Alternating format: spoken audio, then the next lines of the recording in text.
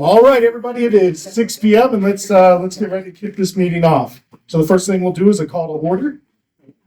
Wesley News, Present. Thomas Get here. Yo. Penny Brock. Here. Marge Branson. Here. Brad Stanley. Here. We do have a quorum. Fantastic, thank you. If everybody would join us in the Pledge of Allegiance. We actually have two flags, one in the front, one in the back. Give us choice, and I'll lead us. I pledge allegiance to the flag of the United States of America and to the republic for which it stands, one nation, under God, indivisible, with liberty and justice for all. Thank you. Great. Welcome. I see some new faces in the crowd today and some repeat folks that we see quite a bit. So welcome to this meeting. Just a kind of general of how the meeting will go for those of you that are new. There are two sections for general public comment. General public comment can be made by any member of the public on any topic whatsoever, on the agenda or off the agenda. You're limited to 3 minutes of public comment, and you can do both. So if you want to do one in the beginning and one on the end, you certainly can. We will have agenda minutes. Agendized items are for possible action and then for no action. So action means that the board can take action on voting on some of those. And then the other agenda items may be guests that we have that will speak on a particular topic. And often they will open up for questions after their presentation to be there. Okay, pretty straightforward.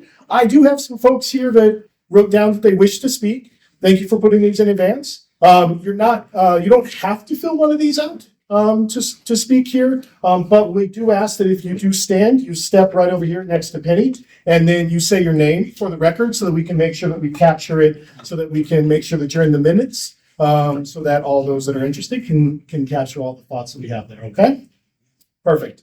So our first order of business will be general public comment. Does anybody wish to come forward and speak on this one? Come forward. And have you given me a sheet? Yes. Okay, Cynthia, correct? Welcome again. Okay. Yeah. Hi, Cynthia Reed. I'm just speaking out for the South Valley's Phase 3 park designs, which were done in 2015. And I'm just very curious. It's almost 2025. What's the funding status of that? I'm very interested on the plans that I saw before. They had a small dog park fence, and I'm very interested in that as a dog owner. I know after 9/11, dog owners were being stopped in neighborhood parks where there are fences, where we're just throwing the balls to our dogs and picking up. We have a whole gang of people who pick up, and in a couple years of letter writing, they finally opened up a shared use area over here at the soccer field, but it isn't fenced and there's a stream running through it. Some of us get dogs at Humane Society which are older, and they are harder to train, and they need boundaries. And so I'm hoping that these plans for a dog park in South Valleys come to be, because the closest ones are clear over on Veterans, the big regional ones closer to Sparks, and we've got, Cayenne, but all of those are highly contested areas already. We need something over here so that our seniors, our kids have a safe place to go with their dogs and throw the ball. Thank you very much.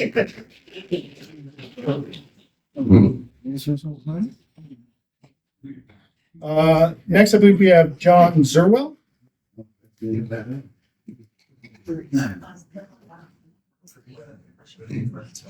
Yes, my name is John Zerwell. This is in reference to the stadium. The only question that I have about the stadium, other than being against it, is that I do know that the developer had somehow obtained a 20-year lease from the county on that property for a sum of either $10 or $20. And based upon that contract, it's unclear to me how that was made, because that is public land, and how the developer ended up with that contract. And I think that that's an open question. Thank you. Fire exploded.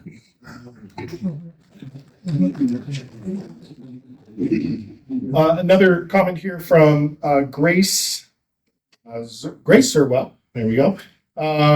Does not wish to speak, but says that she is also against the stadium on Wedge Parkway. We will enter that in the public record. Do we have anybody else that wishes to speak on any topic before we move to it? Sir, please come forward and you can step forward over there, and please give us your name. Good evening. My name is John Irvin, Irvin. Two subjects. One, we're against the soccer stadium. Two, live right up the street here. We don't want it. But more timely, during the evacuation from the fire, this street, Wedge Parkway, was jam-packed, almost not moving. Citizens, residents up here in these neighborhoods could not get onto Wedge Parkway to evacuate. Everybody was coming down the hill from Mount Rose. You couldn't go further south, so they routed everybody down Wedge Parkway to Arrow Creek. And it was like a scene, from paradise. People were afraid, going to get burned up in our cars. And you could not get out of these streets. I know that everybody that's a first responder was tapped out. We understand that. I would submit to you some emergency planning shortly before, hey, everybody get out is announced. There might ought to be some traffic control put in place. I see a lot of heads nodding. People must have been jammed up in their cars. But this is not a criticism to our folks in uniform. They did a super job, but there was definitely traffic concern that affected, looks like, a lot of people. No, thank you, sir. Thanks, sir. You? Yeah. Anybody else on general public comment? Ma'am, please come forward. I didn't put my name on. That's okay. We can just say your name and. Gold silver stuff. Hi, my name's Elaine Fox. I live just across the street. So I'm just really concerned that we're still talking about this soccer stadium. I thought that it had already been decided by Parks and Open Spaces that they weren't going to send it on to the Board of Commissioners or whatever that body's called. And now we're talking about it again. I thought this meeting was to discuss potential trail extension for South Valleys Park. I didn't think that we were again readdressing the soccer stadium. So that really concerns me. I question what is the transparent process when local citizens decide against something and make their voices heard, and yet we have to come back week after week and readdress this issue because people who have power and strings behind the scenes can call people up and make things happen, and it's kept quiet until suddenly there's another item on the agenda. I think it needs to be transparent. I think it needs to be out in the open, and I think all this shady behind the scenes needs to stop. Thank you.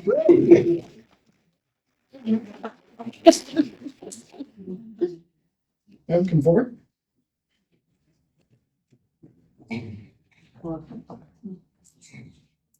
My name is Ingrid Lovers. I live up in the hill in South Horn.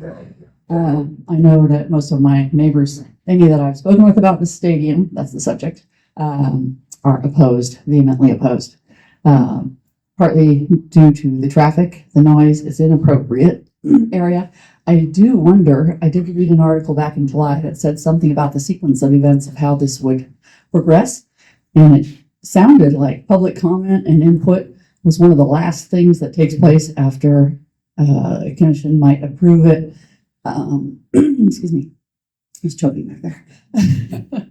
And I'd like to know that public comment is one of the first things that would happen, not one of the last things that would happen. Also, first of all, the stadium should not go forward at all. But the concept that it would be rented for a fixed amount And then the profiteering owners of it would be able to collect whatever they can get. That would make them more inspired to book it as much as they can, more and more concerts, more and more, whatever produces the most revenue, rather than a profit sharing scheme. But I say scheme because I don't like the whole idea of the stadium there. It's inappropriate. The Dr. Duraskar donated the land, not with that in mind. I know I went to school with his daughter. She spoke against it, and she knows best what he had in mind. And I think we should not look a gift horse in the mouth and be so ungrateful as to turn it into some kind of a method of a money-making private adventure.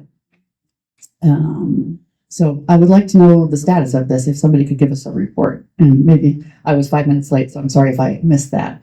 But if I didn't, if somebody could give us the status and what's going forward, I hope it's dead. But I know they pulled it off of the county commission agenda with no notice of why. And who knows if it's going to slip back on there without a lot of notice. So anyway, thank you.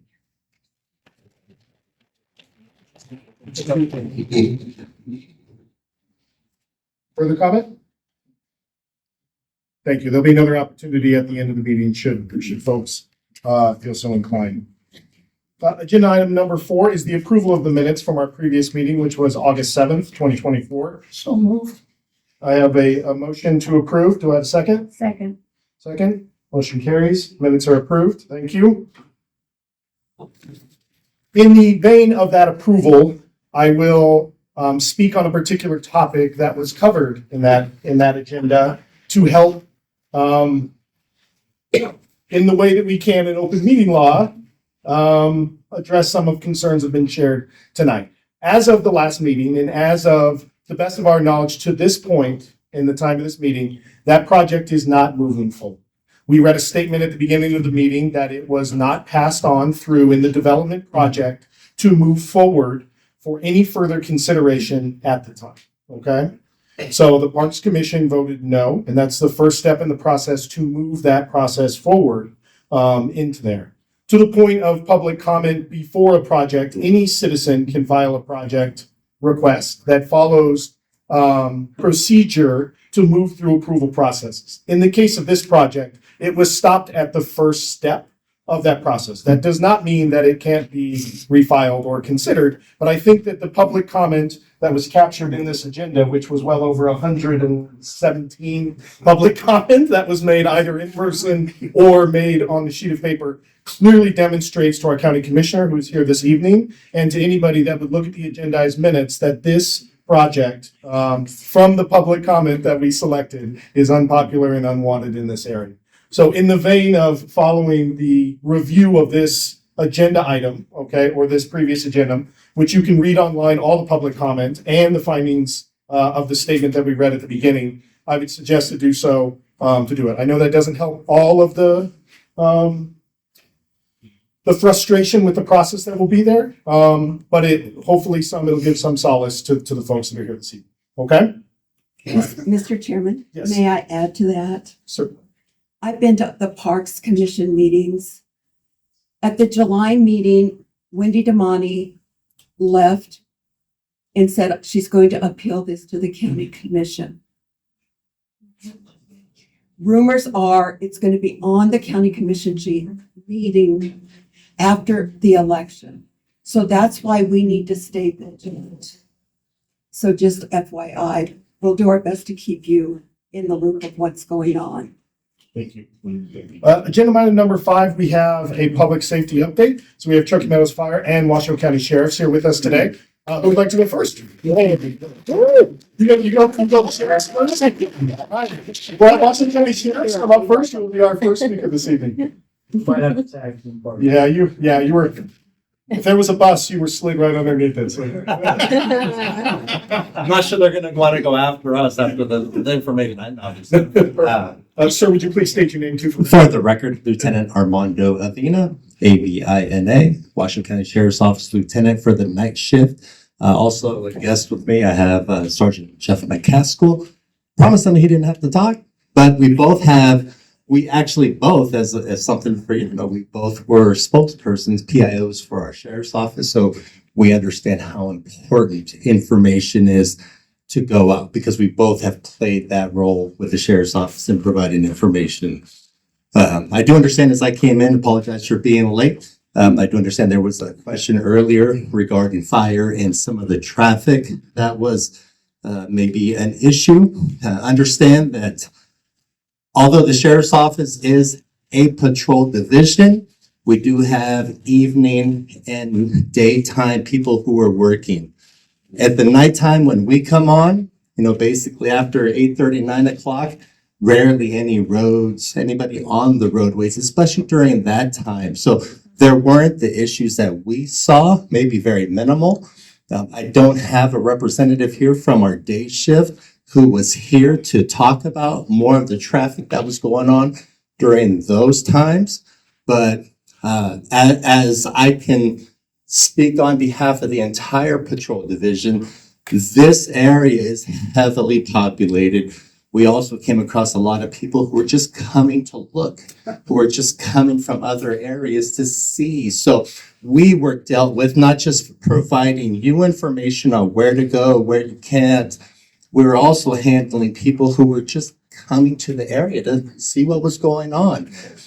Did they cause a disruption? If they take our time away from the people who require that pertinent information, it was a distraction for a moment, especially when it was time and time again.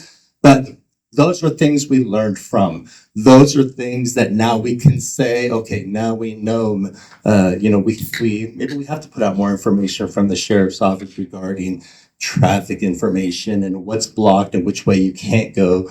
But understand this community, there were a lot of residents that I spoke to at a couple of CAB meetings that, they don't live here, but they have friends here. They have family here. All of us are really close to knit. Although I may live in Spanish Springs, I know several people who are displaced up in this area just by friendship, just by being here since 1993. So we all played a part in caring. We all played a part in wanting to help. Sometimes the distractions were those people who wanted just to offer help. Well, when we have marked units, we have animal control, we have fire personnel, fire equipment needing to get through streets, and we have the roadways blocked by citizens, by side-by-sides, by bicycles, automobiles. Understand that takes away from that response. And in order for us to act quickly, sometimes we don't have the opportunity to sit there and explain, these are the reasons why we need you to move out of the way. It's like, that fire is coming. This fire truck needs to get there like 5 minutes ago. Let's go. So those are some of the things we learned. As you know, this fire, I attended the public meeting that was held on the Tuesday, which even me listening to it was a doom and gloom. Like, we understood the message that had to go out. And it was hard to tell people, just be patient with us, right? Because we didn't know. We had already had a few days of what we saw. And then from that meeting to be told that fire's going to go clearly northbound to McCarran. Even for us, we're just kind of like, okay. We were all hands on deck. On top of that, still having to provide the responsibility of calls for service, having this entire district to go.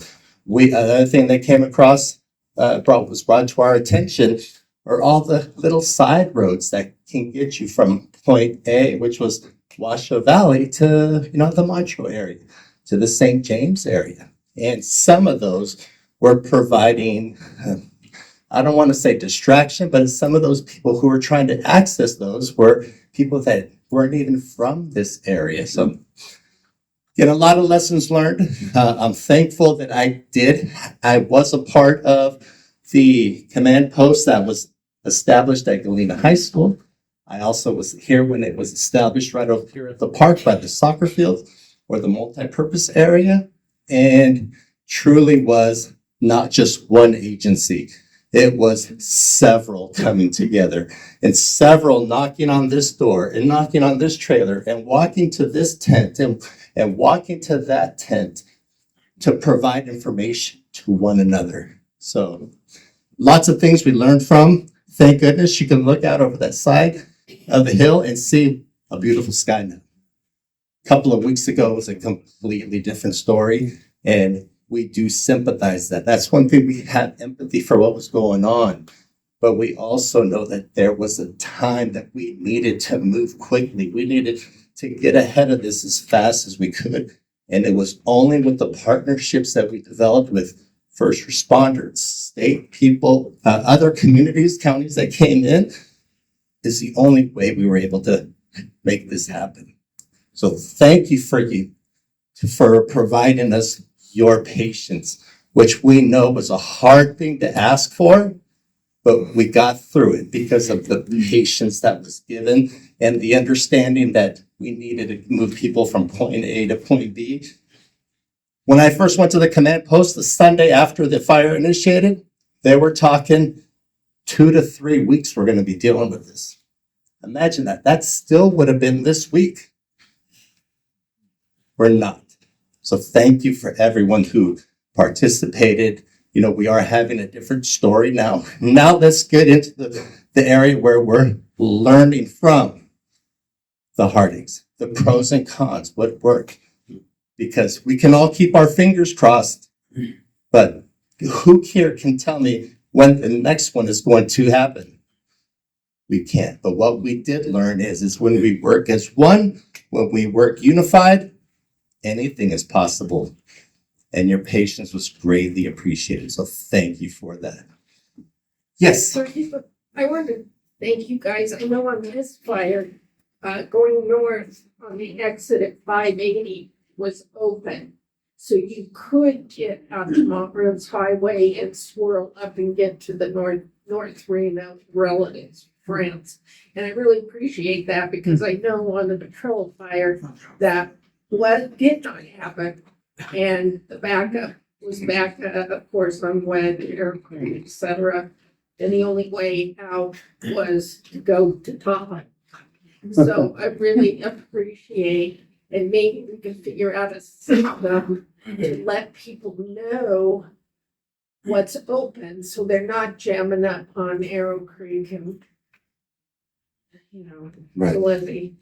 I mean, we stress the social media part, right? But Yeah. even personally, my wife does not have social I media. know. So she would be like, what's going on? It took a couple days before we started getting info and learning about all those app sites like Perimeter, the Perimeter map and all those things. So I commend some of the like Channel 2 app. They started having a whole list of, things to check on. So communications was our big thing.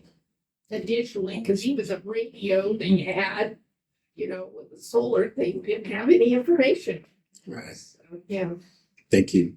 Yeah. Lieutenant, can you speak in general to how communication or evacuation notices are given if communications are down, like Wi-Fi goes down or cell service is unreliable? Some in the community have shared that was not something I experienced personally, although I live close in the area. Can you speak a little bit to how notifications in evacuation zones work when we cannot communicate electronically? Well, as far as understand the sheriff's office mans our search and rescue. We have personnel of a sergeant and a deputy, and that program would not be possible without volunteers. So there are people like you who have received training. So what happened with that was, here are volunteers from our command post. And at our command post, we're able to pull up an app with every resident. So our search and rescue go door to door. At that time, it was more so, the idea is you should go. Our state does not require us to tell you, you have to, right? So there were some people that stayed, there were some people that left. On Saturday, I was on my way to the Wolfpack football game at a home game when I saw the hill and I thought, oh my goodness, that doesn't look good at all. And by the time halftime came, the smoke was coming over Mackey Stadium. I was like, I come on Sunday. It's going to be a different story. So that fire started Washoe Valley. And then how quickly did it come over here to this side? So think about when we have to evacuate, if we're knocking doors, Washoe Valley side, and next thing we hear is, hey, now we got to go knock doors, St. James Place, Montreux, Galena. And here we have our volunteer resources where we'll do whatever. But again, believe me, we ask those volunteers to do whatever, and they will do it. So we're knocking. Sometimes it does, again, it becomes a moment of, we really don't have the time to tell you why. We're here to tell you that this is imminent. This is coming. This is projected. The best advice we can give you is to leave your home. It's hard for us to tell you that. And it's also hard for volunteers to tell you that, right? Like if a uniform came, maybe you'd be more apt to say, okay, I understand that. But there were some people that decided to stay. But again, it was one of those things that everything is mapped. There's a grid. It's manned by search and rescue. As a person goes to 123 South Street, that place is locked. They stayed. They left. This many people. And just think about the area and all the homes that we had to go and knock on. And that's door to door. We have reverse 911. We have all these other things that we can possibly do. But the evacuation, because of the range and the projection of which way it was going to go, required our resources to go from one side to the other, to down, to go this way. I hope that answers. I think so. You had your hand up. Yes. No. I lived on the east side of the fire, so we were not evacuated as in Steamboat. But our phones went on SOS at 10 o'clock Saturday night, and we had no cell service for the following Thursday. Could you clarify for me?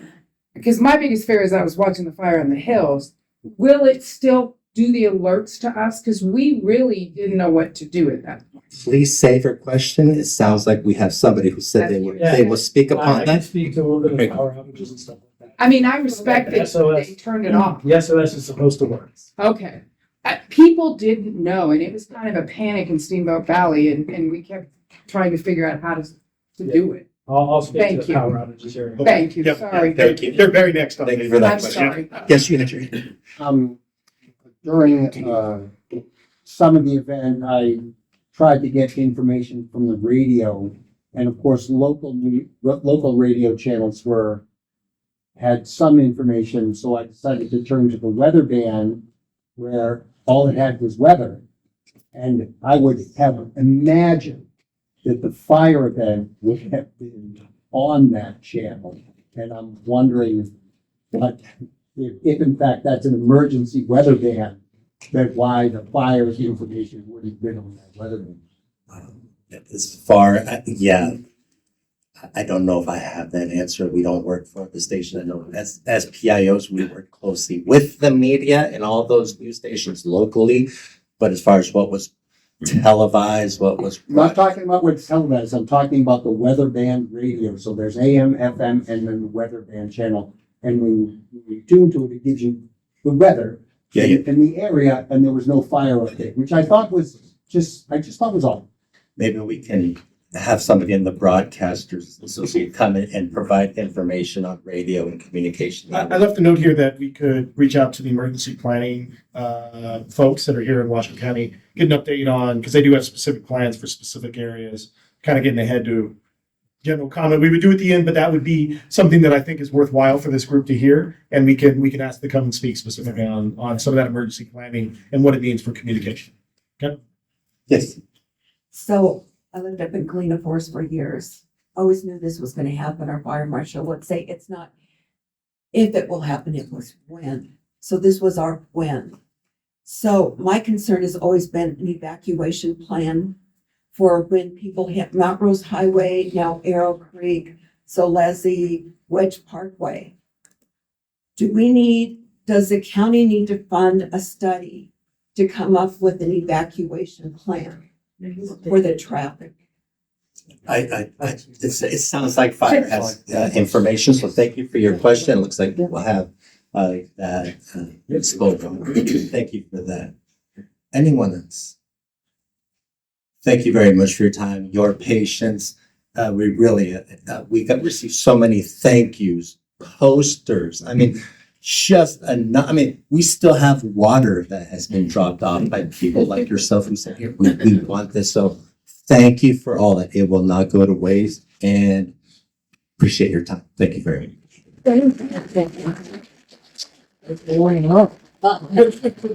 All right, warm everybody up for me. Perfect. I generally don't do microphones. I usually speak loud enough, but we'll try and do both. Joe Shum, for the record, Division Chief Operations, Truckee, Meadows Fire and Rescue. I'm going to give you a brief overview of your numbers for the last 2 months, but I know the important thing we want to talk about is the Davis Fire. So that everybody knows, we averaged 256 calls in the South Valley's CAB area for Truckee Meadows Fire each month. In the month of August, we were at 275. In September, we were at 264. So a little bit above average on both of those. What carried us above average was the number of fires that we had. No kidding, right? And medical calls. We also had a high number of what we call good intent calls, which are those that weren't really an emergency once we got there, but we were able to do something to make somebody's day better. Whether it was a fire alarm, false call, or maybe water was leaking from under the sink. They didn't know how to turn off the water. Oftentimes we'll get called for a water leak, and when we get there, we don't know what kind of water leak we're going for. It could be a water main. It could be, under your sink. So overall, good average of calls there. So I'll get into the Davis Fire a little bit, and if I don't answer your questions, I jotted them down the best I could, but my paper's getting kind of full. And I'll be honest with you, my plate is full. This is a pretty emotional fire for me. I live across the street. Okay. Our Wildland Division Chief lives in Washoe Valley. Many of our officers and captains and firefighters were evacuated. They left their families behind to deal with it. They came to work. So it's pretty emotional for me. This is the most successful fire I have seen in 30 years of being a firefighter. I'll be honest with you. The coordination and communication that occurred between all of the entities that were here, I made a list off the top of my head, and I counted 30. 30 different entities. Washoe County School District being one of them. You don't think of that in fire response, but they were here. They're police officers, and their school was open to us. Washoe County Parks, Washoe County Libraries. We kicked everybody out of here from the evac zone because we needed more room for a command post, and quite frankly, this was going to be potentially in the way. So then we get into the Davis Fire and how it unfolded.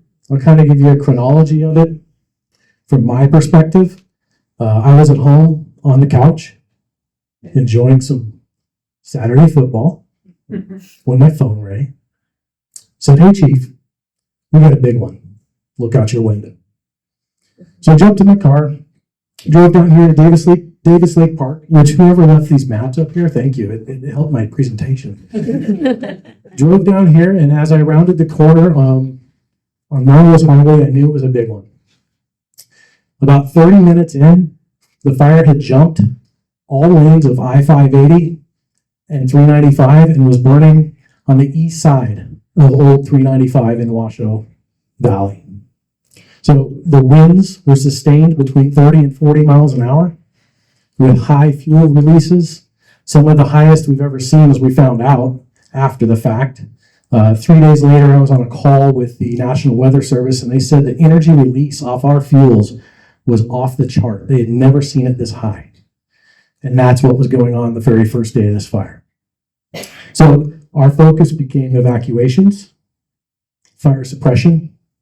What many don't know is there were campers stranded and needed rescue out of Davis Creek Park. We ended up getting some of them out. Others had to be sheltered in place. So we dedicated 2 engines immediately to shelter them in place to make sure no harm came to them. Then we worried about the next homes and the next homes. We knew this was going to make a run, just like the Washoe Drive fire did, just like the Little Valley does, just like Petrillo did. They'd all line up in this way. So we knew kind of where it was going. We knew it was going big. So we ordered evacuations pretty much on the spot. We pre-alerted 2,500 homes, knowing that we would have about 8,000 homes to evacuate total when you include Arrow Creek. And my hat's off to the Sheriff's Department. Their volunteers spent the first 8 hours knocking on 3,000 doors. Okay, these are folks that are out here in pairs, hitting 10 to 15 homes a day, or an hour, 10 to 15 homes an hour, to try and let people know. Because we know that the reverse 911 doesn't always work, cell phones don't always work, whatever method we can use to get people out of the way. So that was the first priority. The second priority for us was to order more resources. As you can imagine, the first 6 engines to show up were pretty overwhelmed. We had engines on the first response out of Truckee, Meadows, Carson City, City of Reno, and the City of Sparks. They were on the first alarm dispatch, as well as the U.S. Forest Service and BLM. As the night progressed, I'll kind of go through this real quick.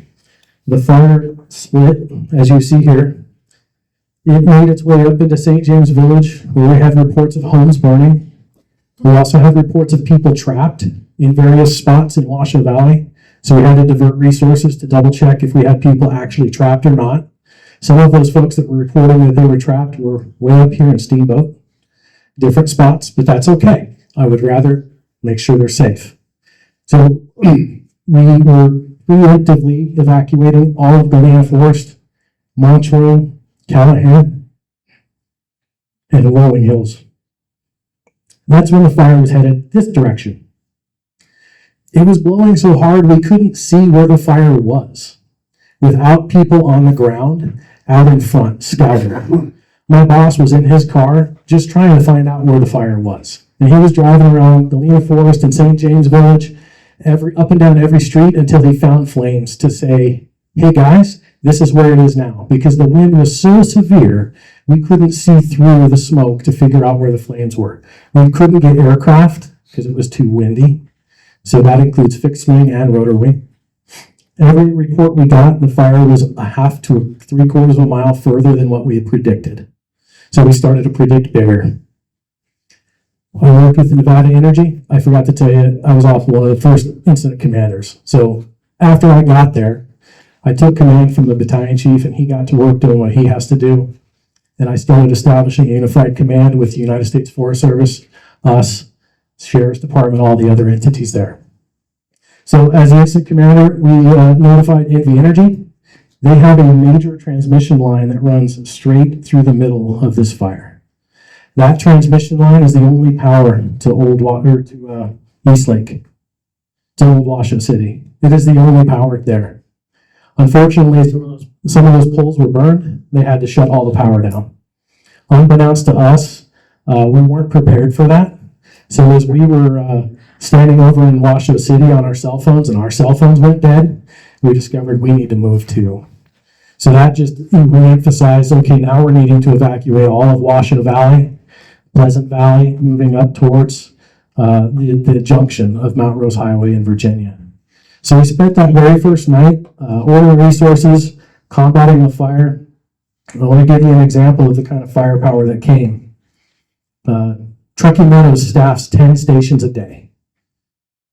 Reno staffs 12 stations a day. Okay?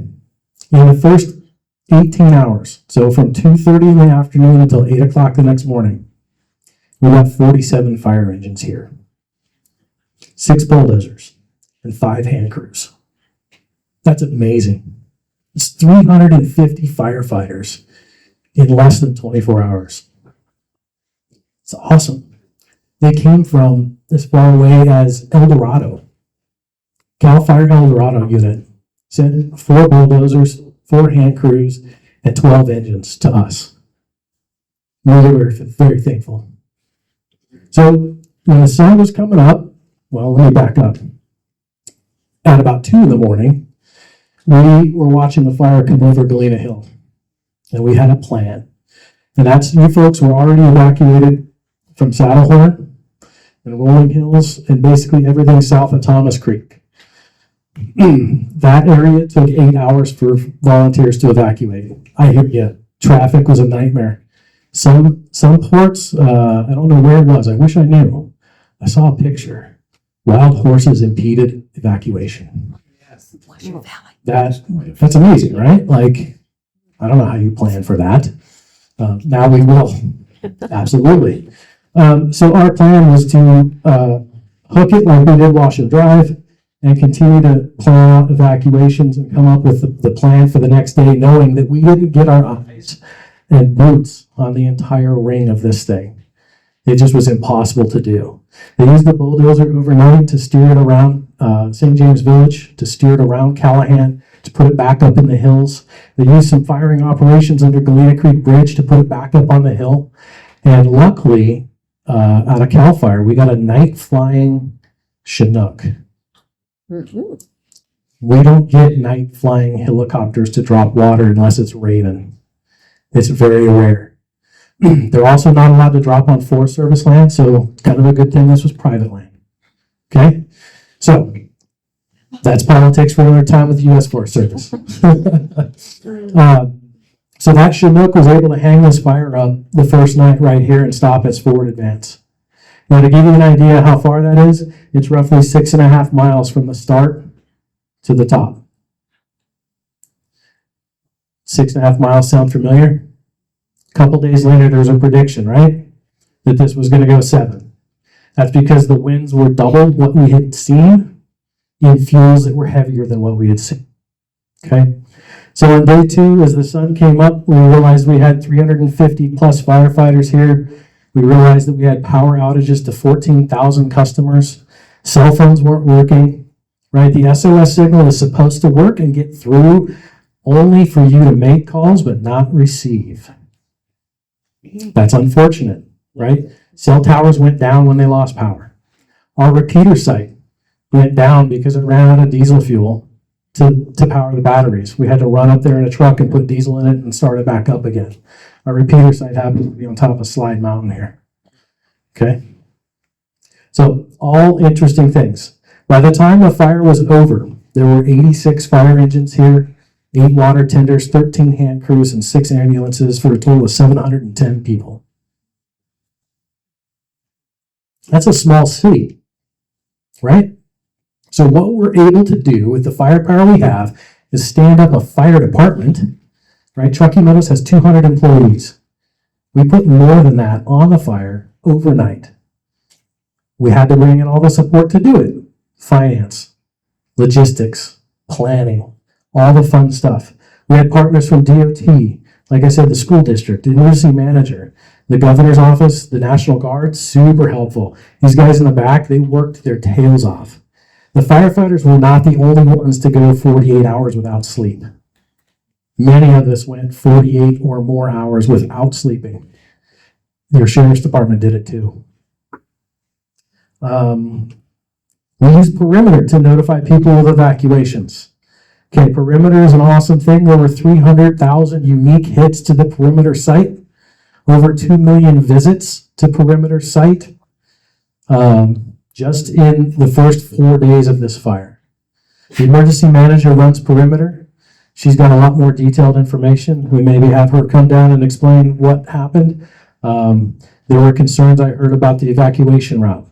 I know in their plan, they calculate population, they predict how many cars, they predict how long it will take these cars to go through these routes. What they can't predict is what the sheriff said, people coming in. It's amazing, right? I was on the fire up here at Saddlehorn a couple years ago. I had more people in the neighborhood that didn't live there than the people that lived there.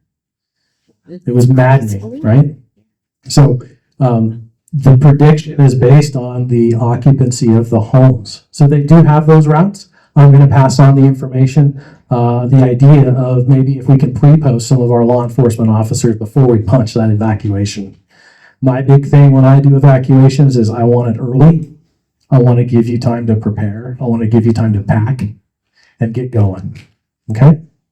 So on day 2, some fun things happened. Not so fun.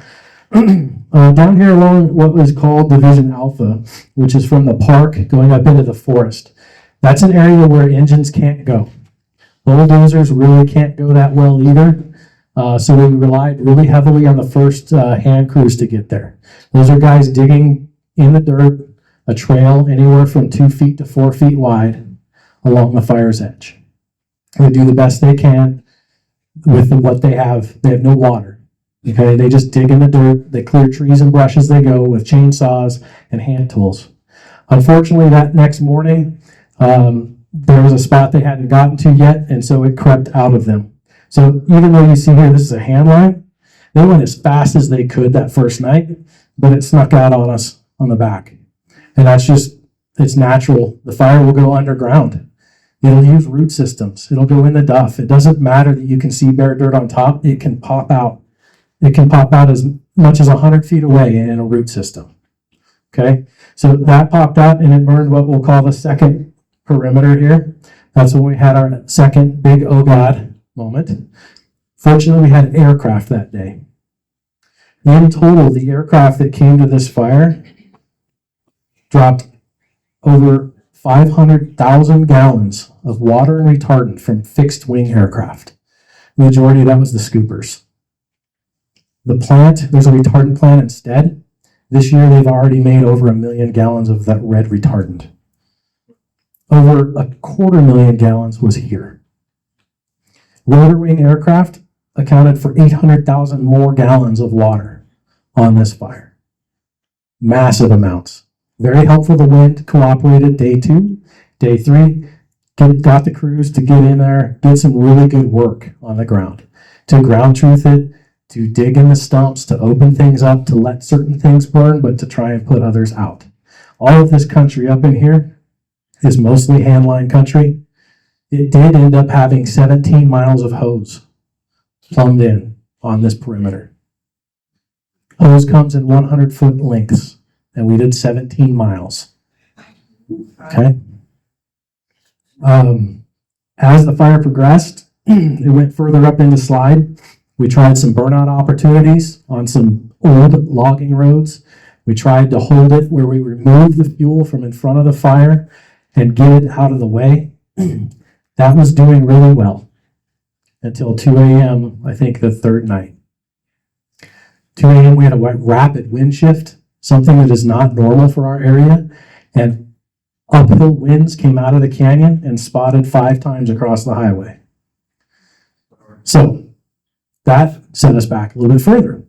Luckily, we had 400, 500 people here by then. The crews conducted a burn operation on Mount Rose Highway and under the 212 power line, and they were able to hold it. That was a successful operation, along with the side mountain access road operation. Now, as this is all going on, we're preparing for the PDS, the particularly dangerous situation. Something that I've only heard in my career one other time. And when I Googled it, because I didn't know what it was, it's usually used for tornadoes back in the Midwest. They're using it out here because red flag isn't getting our attention enough. That's not enough for our folks anymore. So they issued the PDS. The incoming team was briefed the night before, and we gave them all the information we could about what fires do in this region. We fully anticipated and expected that if it gets out here and gets established and we can't get to it, it's going to go north, and eventually the winds are going to push it downhill. But where it pushes it downhill, we don't know. What we were confident in is that if it got out, we would have even a bigger mess on our hands, much like the first night of 6.5 miles. And that was going to happen in an 8-hour to 10-hour shift. So the fire behavior analysis erred on the side of caution. What we didn't want was Arrow Creek, Zalesi Lane, Lakeside, Collin Ranch to have to evacuate under duress. We wanted people to have time. So the fire chiefs in the area called to order all staff. I think it's happened twice in my career, maybe 3, where the chief says, if you are alive and you are able, come to work. We had people that were normally on light duty because of injury coming to work. Yeah, they didn't go out and fight fire. We had plenty of paper for them to move. We had copies that needed to be made. We had trucks that needed to be driven with supplies from point A to point B. They all came to work. All 200 of our employees were at work. All of our fire apparatus, reserve and frontline, were staffed. That includes the city of Reno as well. They staffed everything they had. We put 25 more engines in Arrow Creek, Zalesi, Lakeside, and Collin Ranch in prediction of that event, so that we had engines out in front of this thing, doing the best that we could. Fortunately, these guys kicked butt. They did a really good job. They made sure it didn't escape. Their eyes were on the green all day, and they made sure that it didn't get outside of those containment lines. Using lookouts. Lookouts are usually a single person posted a couple of miles away where they have a good vantage point and they're alone. And those lookouts just look, and they want to see something that's outside of the perimeter. They want to tell you what you don't see, because when you're in the trees, how do you see the forest? You don't. Let's see. Interesting fact, we served 24,000 meals to the firefighters. Like I mentioned, over 30 plus cooperators. I want to give a shout out to the volunteers. So the South Valley volunteers, the Silver Lake volunteers, the Palomino volunteers, the TMCC EMT class. They couldn't have class because we locked them out. They came to fire camp and they helped. Rotary Club, Rubicon, Team Rubicon came. Different folks from all over the place. Whether it was to roll a hose, throw water, bottled water around, whatever it was. This was really a community event. And I think that what we've done to prepare in this community really, really made this as the best outcome as we could. Unfortunately, we lost 14 primary buildings. In those buildings were a number of homes and all of their belongings. We lost a church, we lost a business, and we lost numerous other outbuildings, unfortunately. And my heart goes out to them. I can't imagine. I've never been there myself. Survived the fire. My stuff wasn't lost in it. The building was, but my contents were okay. I was a student in college. So that stuff my stuff wasn't affected, but somebody else's was. I can only imagine the pain and the sorrow that people go through when they lose everything. So my hearts are out to them. We truly, truly tried our best for everybody. Our guys had some successes.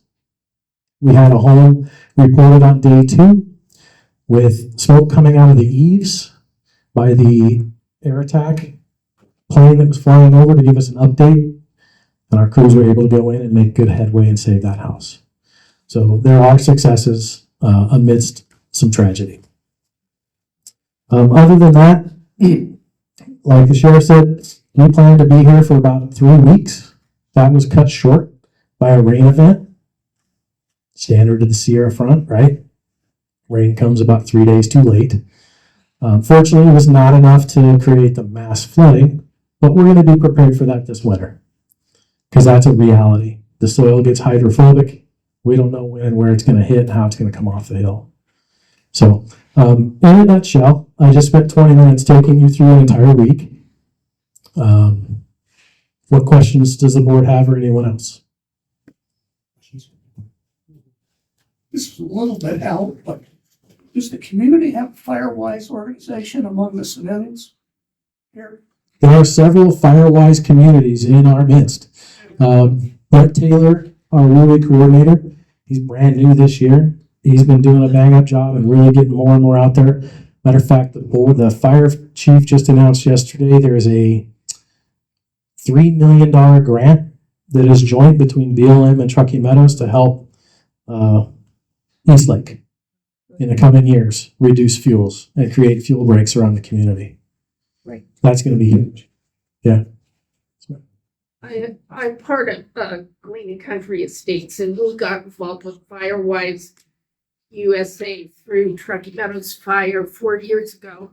And it's really worth getting your community in it, or if you're not part of an HOA, starting your own little group of neighbors. You can go on Firewise USA and see what the recommendations are.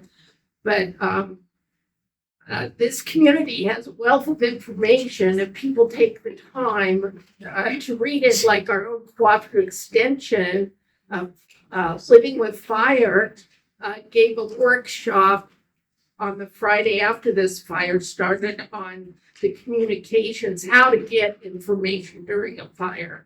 And things like that are out there. You just got to get connected. So, Yeah, one of the biggest things, right, is information, sharing information, getting information. You know, I'm a victim of it. I get caught up in my own life, and I don't watch the news sometimes. I don't read the paper. I don't connect sometimes. It's okay.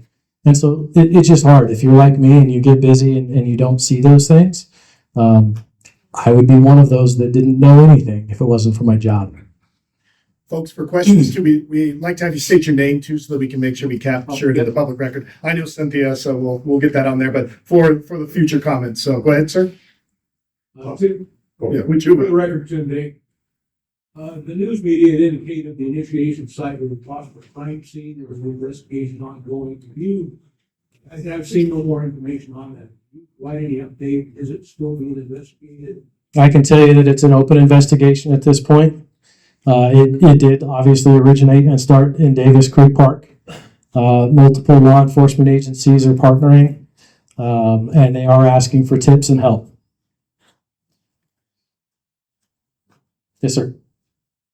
First of all, well, my name is Jay Collins. I live in Old Washoe Estates. We're right in the midst of this thing. And I want to point out our appreciation to you guys, the sheriffs, first responders, and all of the many fire departments that were involved. And also to the beavers. The beavers had dammed up the outflow of Little Washoe Lake, which gave us another 3 feet of water. They did do that. The other thing I wanted to point out is where we live, have gravity water. We have a 1 million gallon tank up on the side of the hill. Wouldn't it be worth looking into by Tumwa and the powers that be to expand the size of our water storage to maybe include some fire lines through the valley to help the firefighters? Because I know if you come to our community, you can see right where our fire suppression put out the fire at the fence line and put out the fire on the east side by Little Washoe Lake. Just a thought. It's there. Yeah, absolutely. I would encourage, you to reach out to Tumwa if that's an offer of the community, right? It's a private water system in Old Washoe Estates.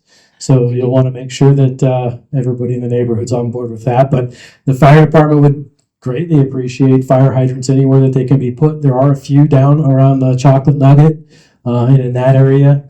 There's one that we use quite regularly over at Pawnee Lane. But with the water tenders and the water pumps, anything helps. But yeah, I would encourage you if you're interested in doing that. And it will only help us, even if there's a car fire in your driveway. It would certainly help to have a fire hydrant nearby. But part of what I was doing was passing hoses over our fence line to our neighbors who were on wells who didn't have power. That's actually that's a great point. When we lost power, we had a lot of concerns for people that lost their wells. We understand that. We worked hard with NV Energy to get the power restored. They're under their mandate of how far away they have to de-energize. At the peak of this, they de-energized 6 miles away from the fire. They were really concerned about their power substation if you're getting burned over. But yeah, we worked really hard. And you bring up something, sir. Volunteers is highlighted on my list here, and it's community members too. So my hat's off to you if you stayed and you helped. And Definitely helped us. Firefighters also who live in our community. That's outstanding. Anytime that the community can help, right? Just obviously with due caution and care for your own safety, because my biggest concern is someone getting hurt. trying to do a little more than maybe we should. I do want to leave you with this. You may have heard that Las Vegas sent a number of engines. They sent 6 engines. 8 engines. They sent 8 engines to the region. Their biggest thing that they did for us was they moved into our stations, into Reno stations, and ran calls for us in the city so our guys could get a break. That's really what it was for. It was so that the guys and gals that are out there on the line that needed to come off and get a break, or the folks that had been stuck at the stations, some of them were begging to come to the fire. Say, nope, still got to take care of Mr. Smith over in Sun Valley. Those Las Vegas engines were huge. The fact that they got brought up here, I don't want to shy away from thanking them.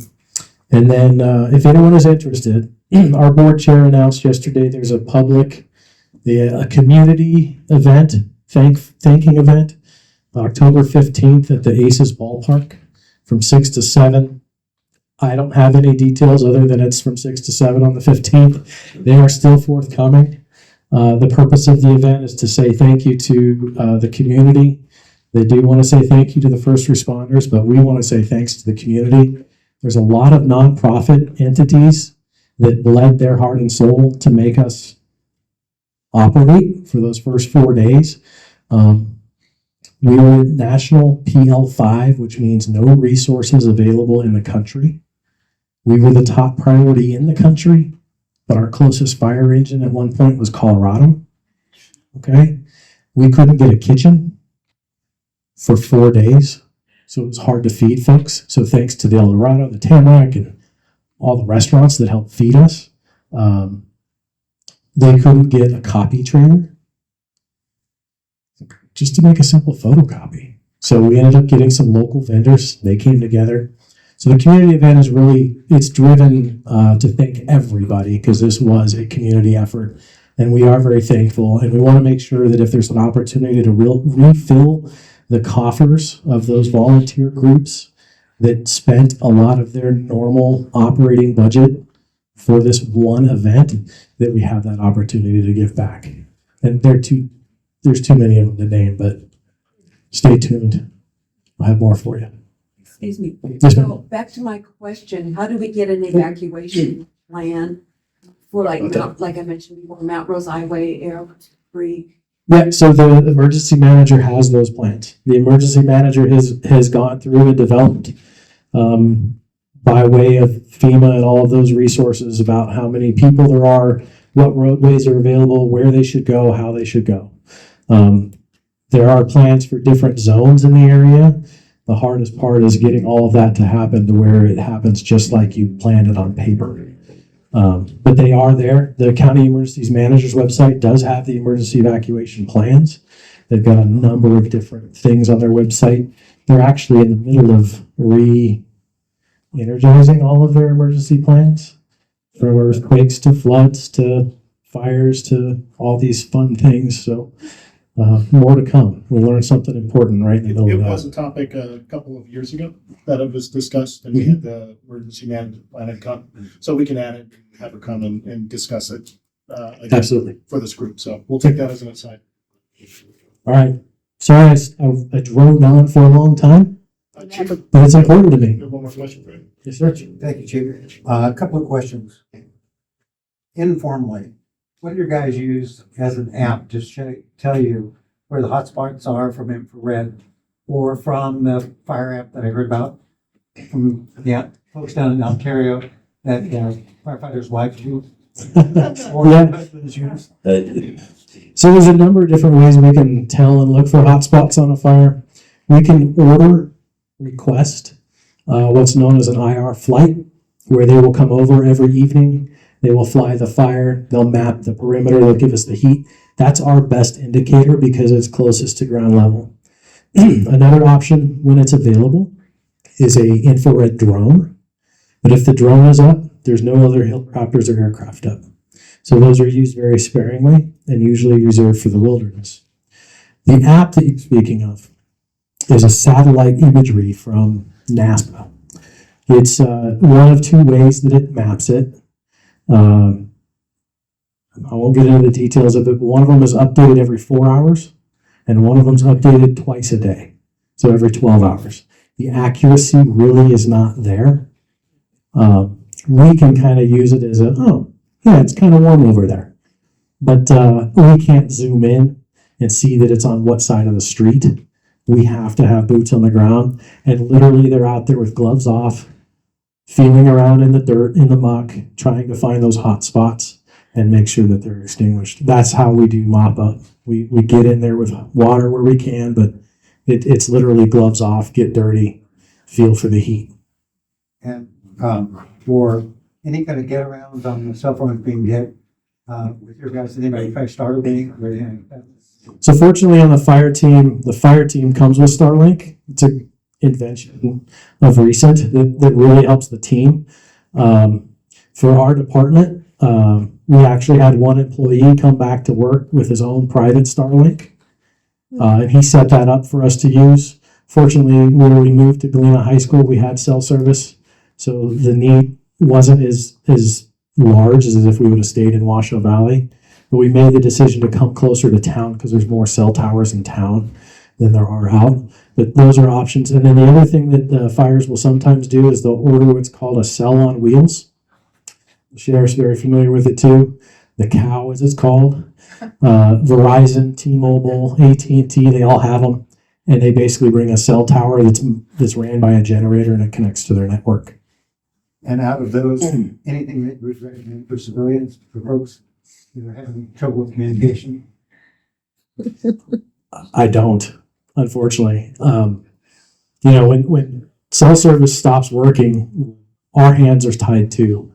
When they do get those cells on wheel, they get the cow in here. They generally make it available to anybody who's in the area, right? It's not like it's locked down, unless it has to do with data trafficking and stuff like that we need to be able to send and receive data for the incident. One of the advantages that I think personally as a citizen of this county, we could probably invest in a couple of those if we really wanted to. Because there's times where it would be beneficial. I don't know how to go about getting those. You got Val White, did you use ham radios at all? And what was the total cost? I'm sorry if I missed it here. Ham radios, they don't fall into our ability on the fire trucks to talk to each other. The ham radio system, they do use it to talk to one another. They will use it sometimes, I've been told, for search and rescue, but not necessarily for fighting fires. Most of our radios that we used on this incident, they were connected to our repeater up here on Slide Mountain, or they were just line of sight talking to each other with good old AA batteries, 12 at a time per day.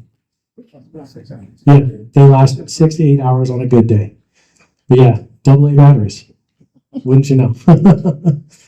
So total cost, the team when they left, the fire was at $12.5 million when the team left. I will give you my estimate, knowing what suppression repair happened after they left and the folks that remained on the scene with the final costs. I would venture to guess it's in the $14 million range.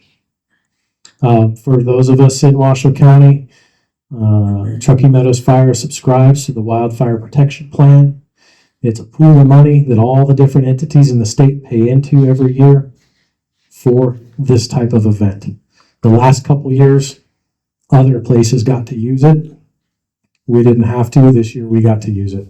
We also got what's called a Fire Management Assistance Grant from the federal government. We called for that in the first hour because there were so many homes and infrastructure impacted. The federal government will give us 75% of the cost of the fire back. Fantastic. So we should be okay. Just one a year though. Let's not do more than one. Between this and Gold Ranch, it's been quite the year. Yes, ma'am. My name is Linda Bell. I'm from Washoe Valley on the east side. And last night we had a meeting with NV Energy, and I suggest that you contact them and ask them to come share the information they shared with us in our community. They gave us information about the Davis fire, their response, and where they lost areas and the areas that they had to go out and around. They can give you all those details. But one detail they did share with us about the loss of the cell services was that the backup generator up there failed, and that they suggested that we contact our cell companies, we contact the news media, because all of them lost service because of the failure. And when the power was cut, it should have gone on a backup generator, and it didn't. You can contact Nevada Energy. They will come speak to you. They'll supply you all this information. They brought 10 people to Washoe Valley last night to the community center, and they spoke to us and they addressed all the information and told us how their response worked and what we could do in the future. They were very helpful, and it should be up on their website. They said they were going to post it. I didn't get a chance to look today to see if it was, but I thought it was very helpful to all of us. We had asked for their help to clarify because we had several power outages in June and July, and we asked them to come and address that. And that's what the first thing they were addressing. And it was very interesting about the different levels that they have of de-energization. And I think you should hear directly from them how that works, because it'll help people understand how it affected them during this fire. I agree. And if the board wants to invite them, I'm sure they would love to come out and give an explanation, because there are multiple layers to things with how fast they can do some things versus others, damage to poles and infrastructure, and how all of the power supply things work. I know there was aggravations, myself included, right, of not having power when I probably thought I should have. But that's a good thing. If the board would like to invite NV Energy, I'm sure they would love to explain how their systems work. It's important because it doesn't work in any ways like you think it does at all from what they explained. It's an interesting system. Any other questions? Okay. Thank you very much. Yeah.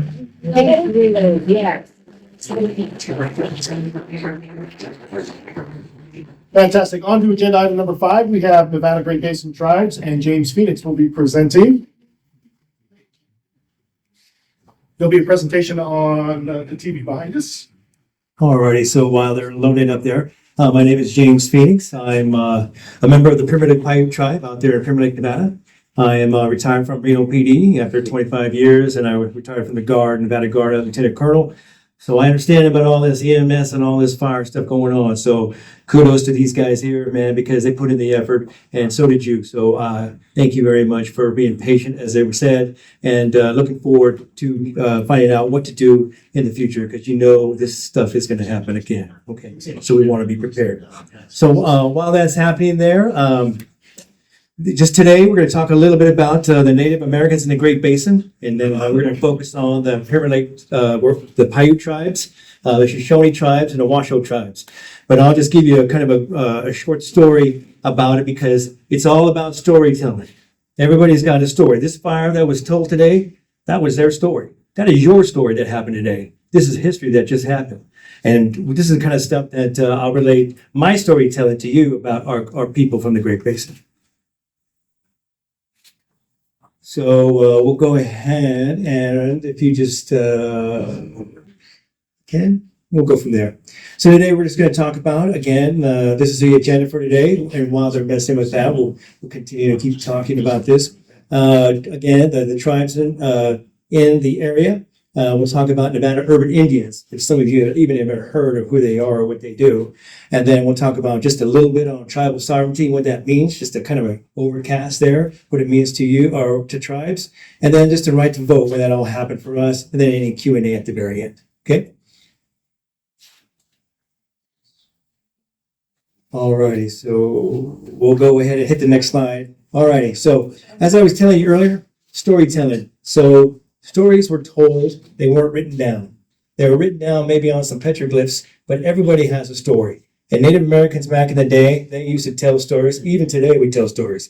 Everybody has a story, and we pass it down. And that's how we stay connected with people in our community, is we tell that story. We have that dialogue. We have it ongoing and going, and we just enjoy the conversation that we get. But remember, after every story, there's a little more twist to each story, right?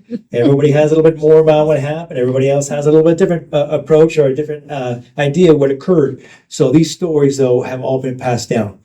So with that, just take a quick read there. This is going to be my story. Okay.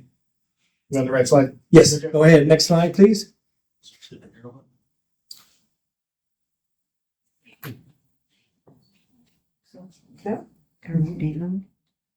So while they're doing that, we're going to talk about the three tribes that we have here.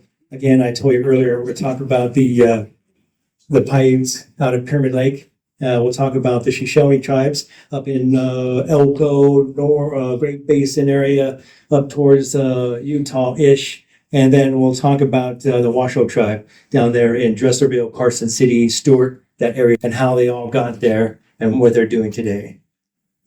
If we can get the next slide. And that was quite an emotional event, just listening to what happened for you guys, for everything. It was pretty big. And all you all came together and were patient and, working for the city and having gone through a lot of events that occurred over the years. I get it, And then we had a fire out at Pyramid Lake at the reservation, and we had to evacuate. And as a leader at the time, I get it. There's a lot of questions, a lot of answers, a lot of wish I would have. But everyone came together, and we were able to kind of contain it. So there wasn't any lives lost, but there was a lot of property and a lot of that land that was destroyed. We were having significant technical difficulties. Significant. Alrighty. Well, just let me borrow this one here. Like I said. Right, maybe? Okay. Okay. But Some presentations for some folks. we'll pause for a second. And if you can't get it, I'll just go ahead and keep this paper. I'll use my phone. So is everyone around from the area? Who is lived and grew up in Reno, Nevada? Quite a few of you.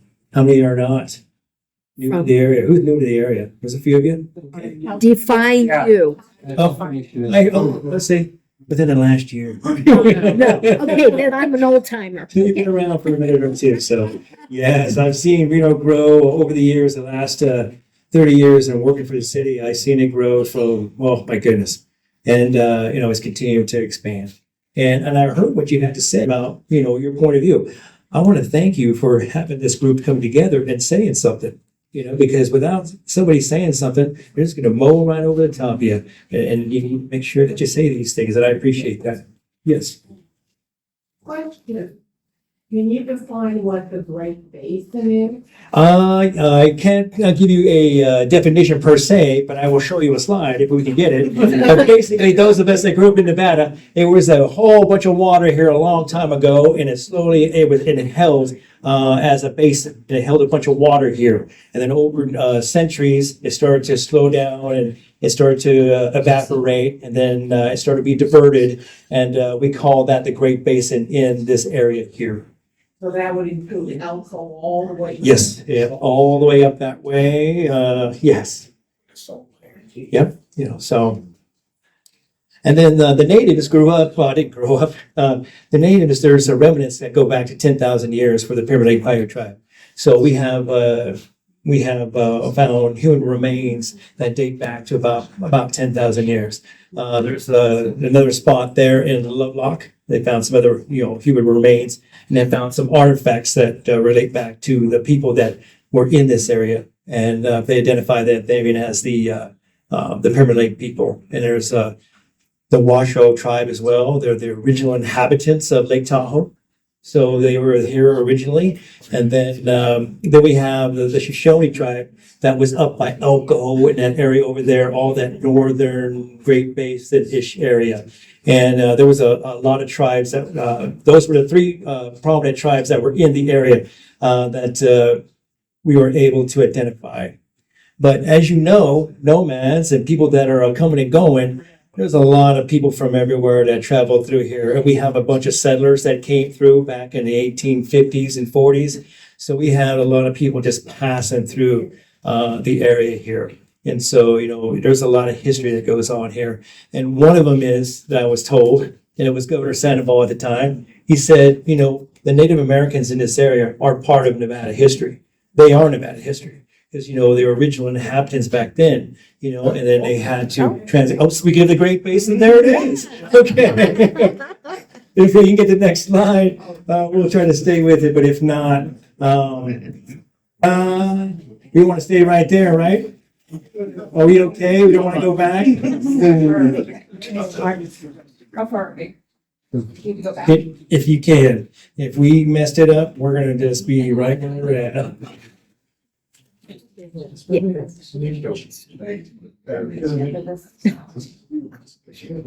Got it, Wes? I think we're good. You see, this is. Okay, I'll leave it right here, and we'll just continue to march. All righty, with that being said, here is the Great Basin. For those of you that are not from the area, it's part of Taunton School. We all learned about the donor party and about all these other things that all of us that went to school here. But this is the Great Basin, and we had a bunch of Native Americans that roamed that entire country and lived in the Great Basin area. All right, next slide, please. And this is just where the federal government identified as they came along and said that these are the tribes that lived in this area back at the time. We have the Washoe tribe over there by Carson City, Stewart. We have the Southern Paiute by Las Vegas. We have the Northern Paiute at the very northern end between Idaho, Oregon, Nevada border. And then we have the Shoshone over there by Nevada, Utah-ish area. So that's that consists of the natives in the Great Basin. So next slide, please. Who's been to this place? Who recognizes this place? Oh, there's a few hands. What is it? It's a cave. I don't know what. Lovelock Cave. Who said Lovelock? There you go, right there. Lovelock Cave. And that's where they found some remains and they were able to identify, you know, that there's been people living back here, but way back in the day. But if you ever get a chance, read up on it. It's a good story because there's a lot of things that go on there. All right, go ahead to the next slide. So who has ever heard of Wizard Beach or any human remains out of here? Someone raised their hand again, some historian. Awesome. So with that, out of Pyramid Lake, they discovered some human bones there that dated back to about 10,000 years, and that was in 1978. And those bones have been looked at, examined, and given back to that tribe. So, you know, those are the things that tribes try to do. If it's theirs, we want it back. But go ahead, next slide. All right, so we're going to concentrate on the three tribes that are in this area. They are the Paiute, Shoshone, and the Washoe tribe. I'll talk about the Paiute first, Shoshone tribes, and then the Washoe tribes, and I'll mention about the Indian colony down in downtown Reno area, and then I'll talk about Nevada urban Indians at the end. All right, next slide, please.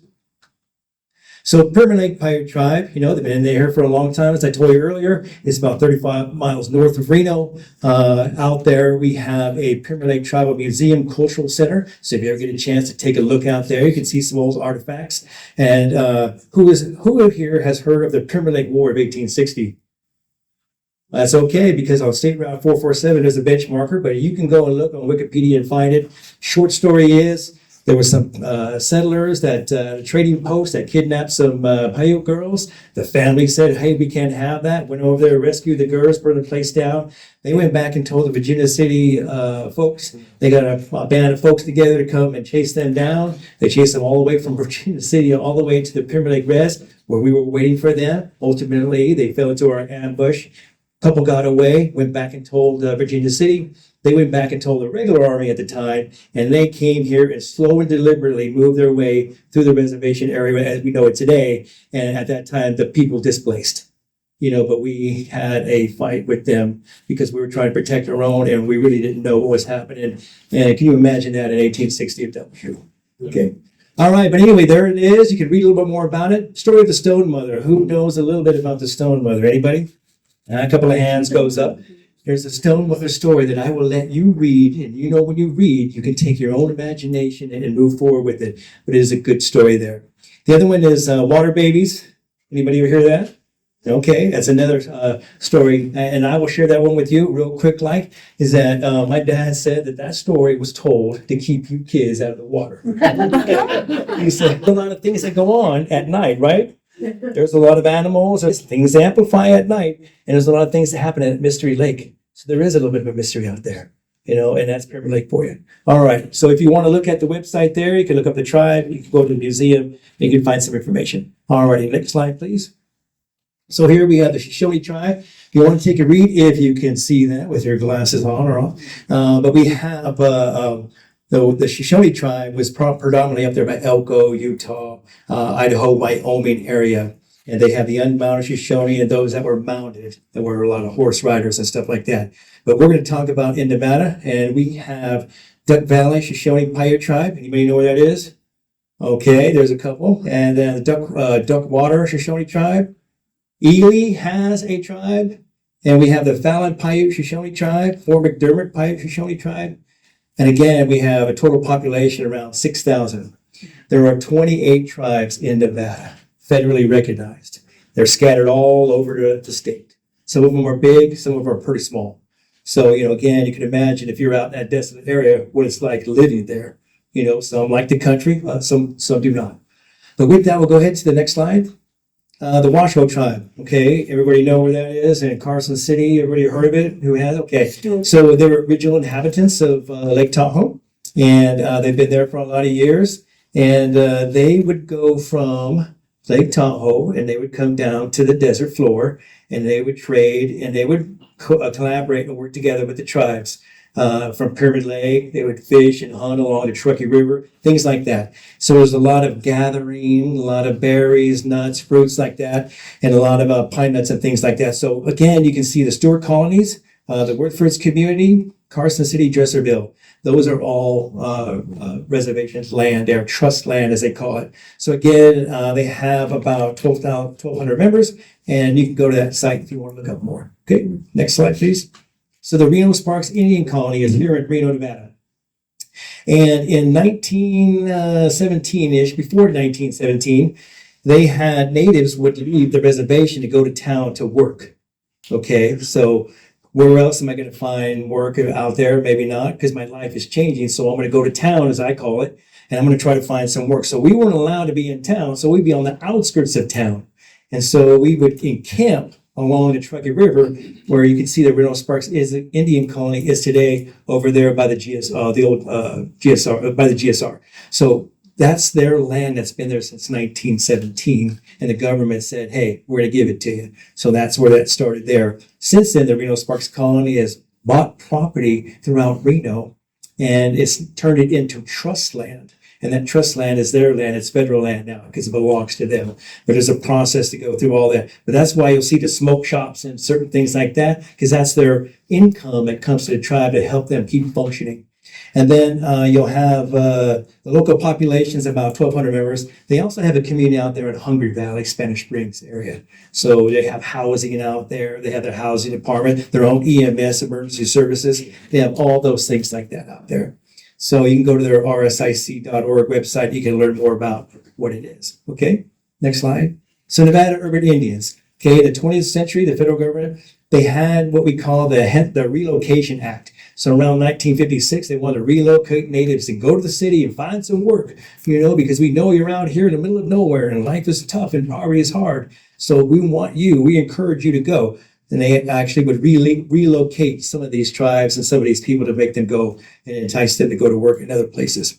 But earlier, before that, you probably heard some history about the Trail of Tears and things like that. That was way back in the 1800s where they forced everyone to leave and you had to walk where you had to go. And that wasn't a good time for anybody. But in 1975, Nevada Urban Indians was established here in town, and my dad worked there, and he was like the resume guy, and he would be the help natives find jobs here in town. And so they're a resource for all urban Indians from all nations. So we have about 6,600 that are here in this area as of right now. And you can go to Nevada Urban Indians. It's a nonprofit organization that still continues today. And they're actively involved with all kinds of different programs, suicide prevention, substance abuse, mental health. They offer medical, clinical services to a smaller degree, but they're available for those that are there. So next slide, please.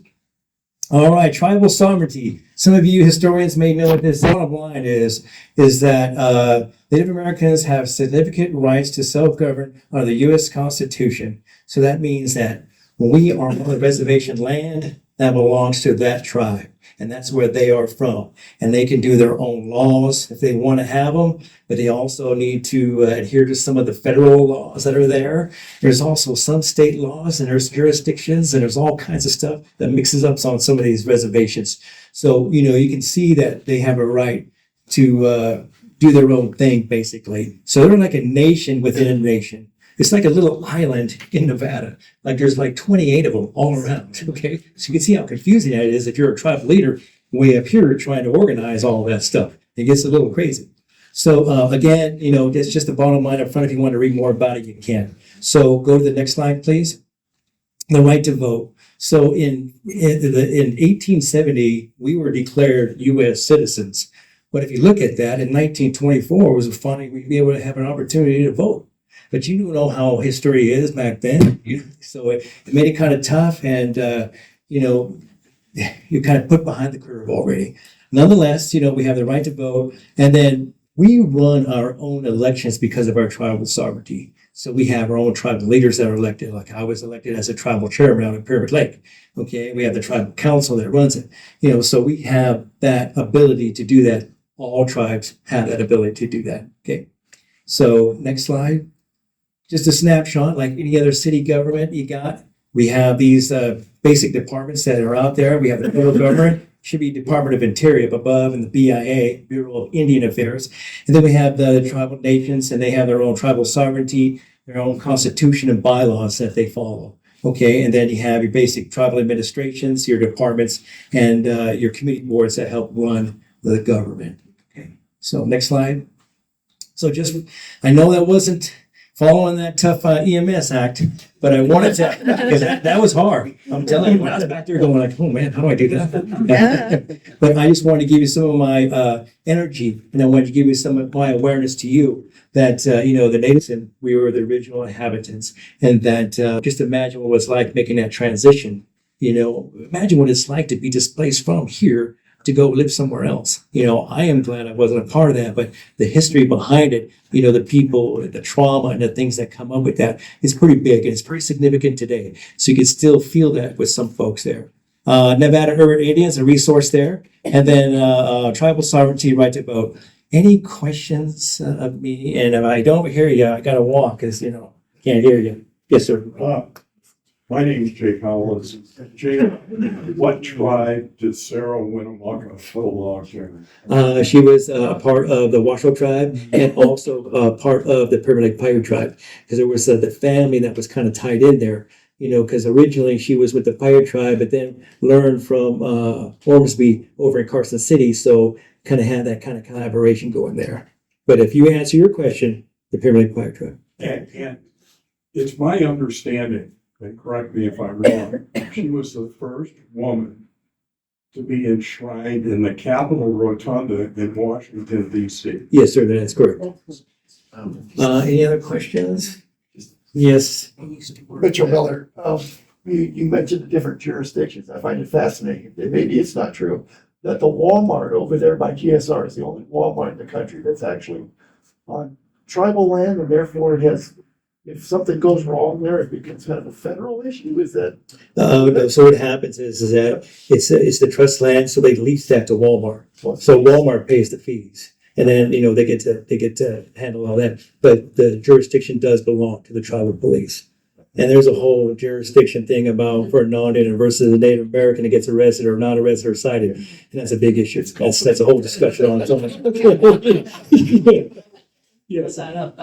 Since Walmart is on Indian land, they do not pay state sales tax to state. All of the tax they collected anyway, and they give it to the tribes. Is that right? Yeah, we do get tax breaks on some things. Like for example, if I was go get gas on Walmart, I'll get tax again. I'll get gas. No, I meant everybody that shops at Walmart. They charge sales tax, the same equivalent sales tax, but it's not state sales tax. It's Indian tribal tax. Correct. Again, I'm confused already.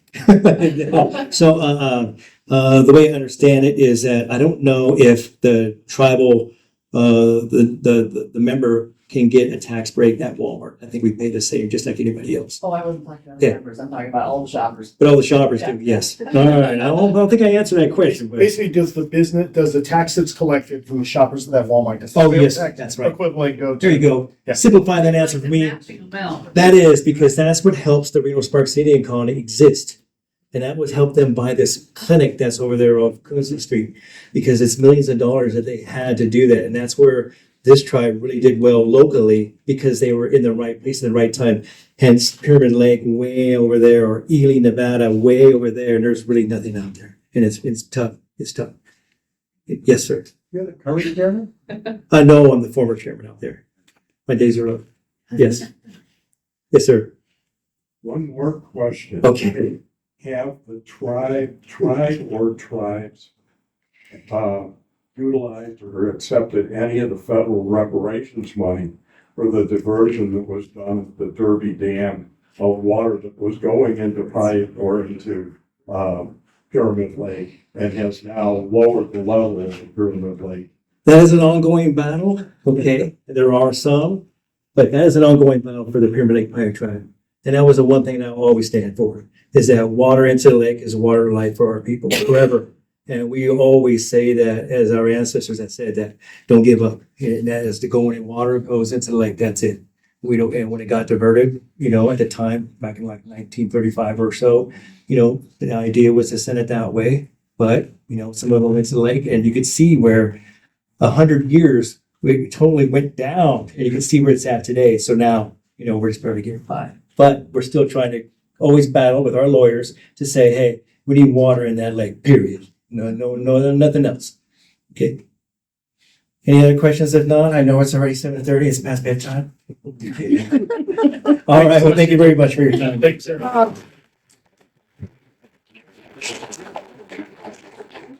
And next we have South Valley's Regional Park Update, and we have Aaron Smith.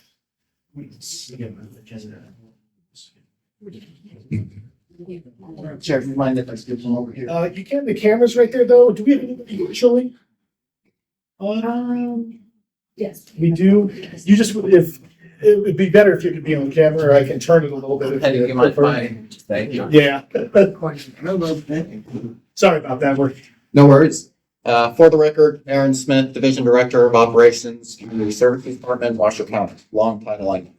So, thank you for having me today. I'm proud to be here because, this park means a lot to me. I was born in Reno. I grew up in Washoe Valley, and I played Little League in a dirt field. And when we got to the minors, we got to come play here in the grass. So this park is really special to me. My kids played here this afternoon after I picked them up from school.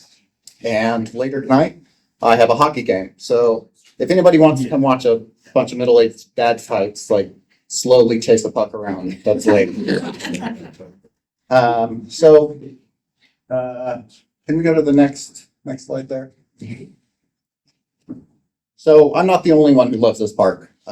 South Valley's Regional Park had 1 million visitors last year.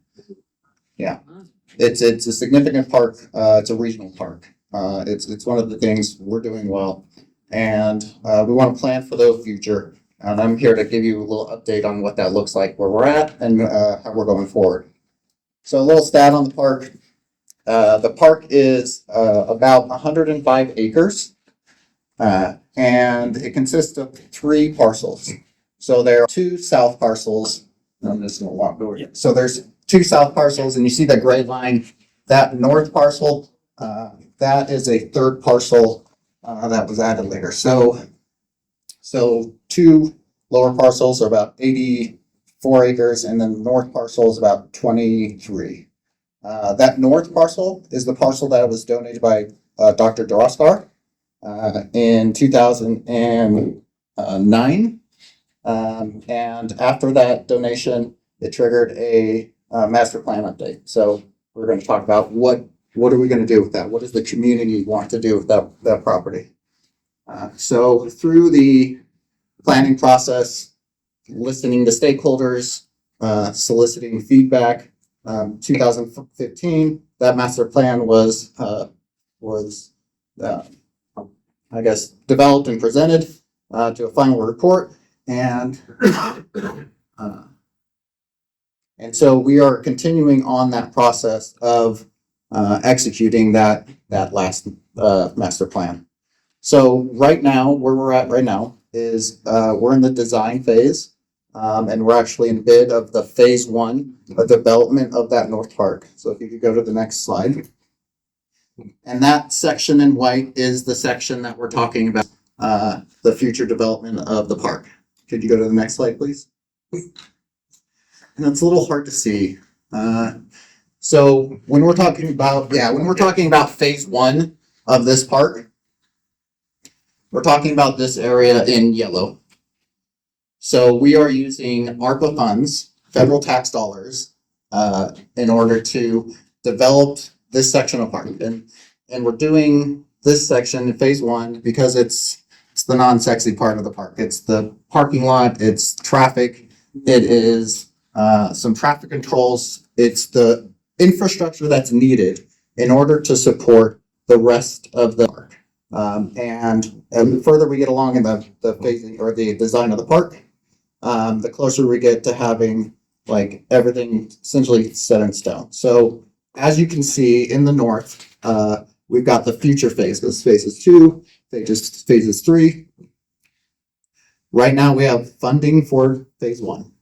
We're working with a couple different options, private funders and the city of Reno. Anybody who will help us develop this park, we are reaching out to them because we have the design of in about final draft. It's not quite final draft, but as you can see, the preliminary draft has softball fields, a dog park in the top left. I know someone made comment up there, and then flat fields. So that is the design that we are moving forward with, and that is directly in line with the 2015 master plan. So as you probably noticed, in that design is not a soccer stadium. So so that soccer stadium, it went through the unsolicited proposal process. So the county has a process that the Board of County Commissioners have agreed on of kind of the rule books of how we do public-private partnerships. And this is one of those cases. So step 1 of that phase is to we've got a concept of an idea, and there's an internal team that looks at it and says, maybe there's some value here. And with that, we bring it to Parks Commission. And that's what we did with the soccer stadium. We had a general idea. There was a potential for it having more value than it cost. So we took it to Parks Commission 3 times in order to hear what the representatives said, what the community heard. And so going through that process, we found out information that we didn't have previously. That new information changed that preliminary assessment, and then this unsolicited proposal is no longer moving forward. But again, the Board of County Commissioners is the ultimate authority on this. The Open Space and Regional Parks Commission advises the Board of County Commissioners. And so we take that advice to the Board of County Commissioners. But for contracts, for anything of moving forward, we needed to hear, is this a good use of staff time to do the full due diligence on this next process or project or phase of the unsolicited proposal? We didn't get there. So where we're at is right now there are no plans to bring this to the Board of County Commissioners, essentially because of the things that we found out. But it doesn't necessarily, it hasn't been voted down. The stadium. And I believe there's a comment about a contract in the package that we delivered to Open Space and Parks Commission. There was a draft document. It wasn't for acceptance. It wasn't for review. It was just a draft of what could be negotiated in phase 2. So the Board of County Commissioners are the ones that would sign those contracts. No contract was ever signed. No, there wasn't anything that was ever in writing. And in fact, what we're asking was just, should we pursue this any further and do our full due diligence? And that's where we're at now. So it's been a long road since 1993.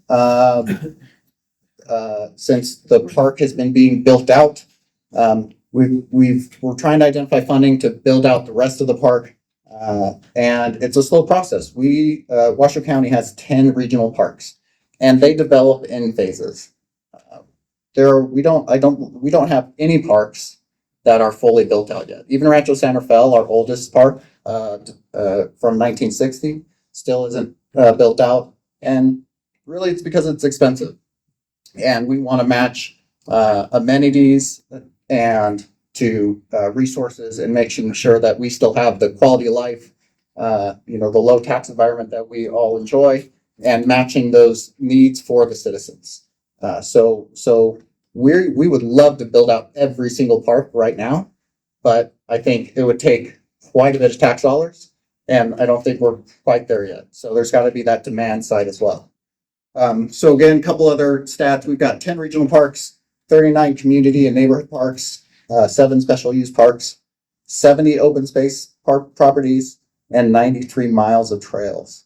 And as far as demand on our parks, from over a 5-year period starting in 2018, our demand on parks doubled. Like during COVID, parks was the thing. Like that's where we all went. Open space and air is great for mental health. And that's why we need parks and we need to preserve them. We would love to do more, and we're balancing those resources. So we're doing everything we can to provide amenities, protect the natural resources, listening to the citizens, and doing what's right for the community. I consider myself a public servant to do what's best for the value of the community. So we're listening. But essentially, we're trying to do everything we can. So with that, I'll open it up to questions for the board. Or, yes, Penny. So how many parking spaces does that plan have? I knew you were going to ask that. Dark shop is ready. I have to get back to enough, I'll tell you that. That's really important because supposedly, so I've got the plan from COVID, the ARPA money. So not supposedly, so the county commission gave our park $2 million. So will this cost $2 million? So because of the grading, the infrastructure, there's lighting, yes, this will consume that. I tagged Eric Crump. I'm fairly new in this role, so I brought backup, and he's giving me the nod. So yes, that is what we're gonna use with that. Okay, but the question is, to complete this park, how many parking spaces are needed?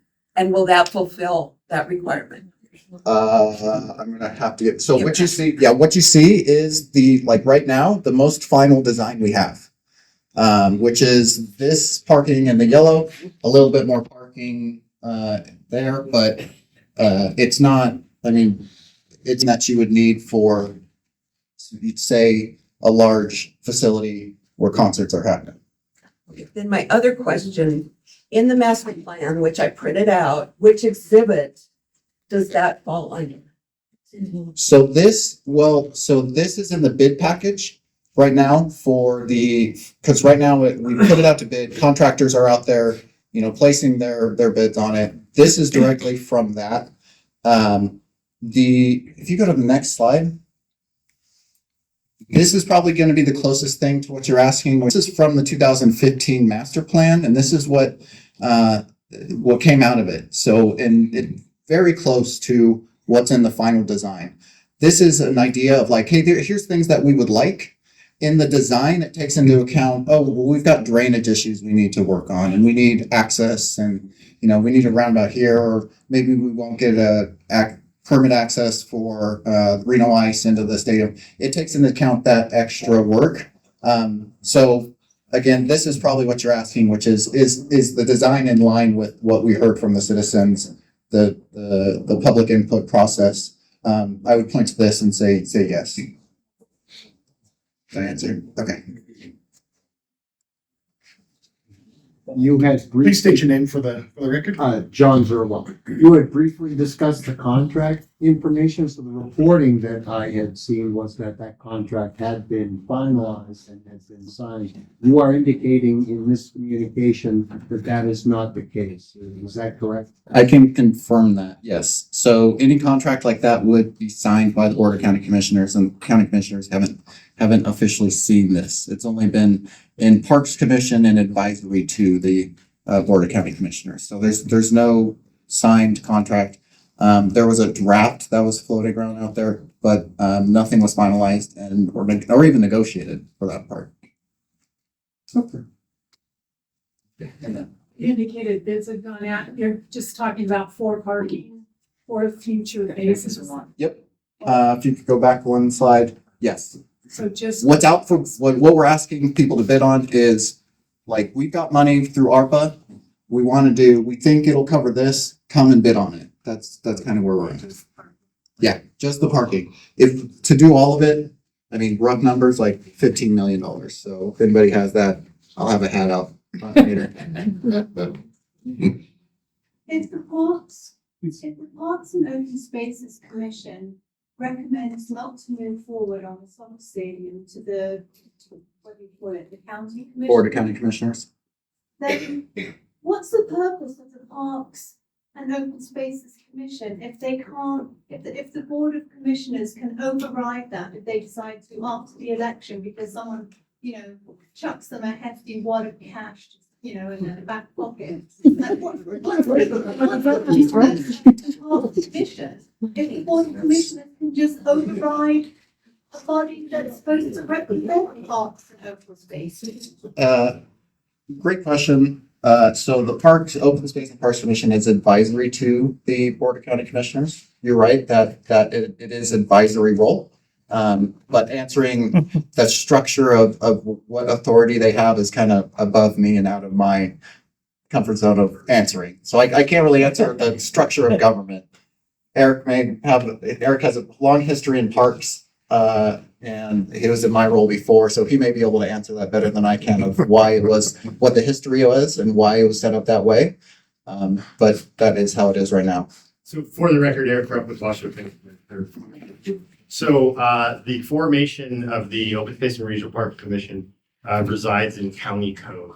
There are several boards that are advisory in nature to the board. That is City of Reno has one, Sparks has one. I've been with the county 19 years, coming on 20. I have only seen one time in my entire career where the county commission voted differently than the recommendation from the park commission. The county commission really listens, in my experience, over 20 years, really listens to the Open Space Commission, Parks Commission, but they ultimately have the authority to make it. They take the recommendation when they're deciding. What was the instance where they voted not to take the recommendation? What happened as a result of that? If I remember correctly, that was an easement that runs through Betsy Collin Dudley Park for a water line from Tummel. The other consideration is that the Board of County Commissioners are elected, and our Parks Commission are volunteers. So they are the Open Space and Regional Parks Commission are representatives of parks and best use of parks, but they are volunteers and are advisory to the county commissioners. Folks, just a reminder for the continuity of the meeting, please state your name each time so that we can make sure we get it captured, okay? I had someone in the red in the back. You were Nicole Harris, I've got a couple of questions. Number one, you're spending money to build a parking lot, rate it, whatever. Is this based on information from 2015 or is this based on community feedback today? So this is based on the feedback we received in 2015 to support the amenities that the community wants from 2015. Okay. Question, how do we update what the community wants today? That's a good question. We'd have to go through the master planning process again, which is expensive and timely. but that is the way we listen to the community. The other way is, there's other ways, and so that's one way. When these things get planned and designed, they go to the voting boards for public comment. So that is another way of voicing your support or opposition or opinions about what is being executed from that master plan as a guiding document. You also mentioned that based on what you're hearing now, you're making some adjustments to these plans. I like to know what were some of the things that you've been hearing now that may affect this plan. I think you may be referring to what we heard about the stadium. We have new information about the stadium, the deed restrictions, the public sentiment that changed the original preliminary assessment, which would make it would change the preliminary outcome, and it essentially would not get through the step of bringing it to Open Space and Parks Commission. To complete this entire project, what is the dollar tag on this? The whole project?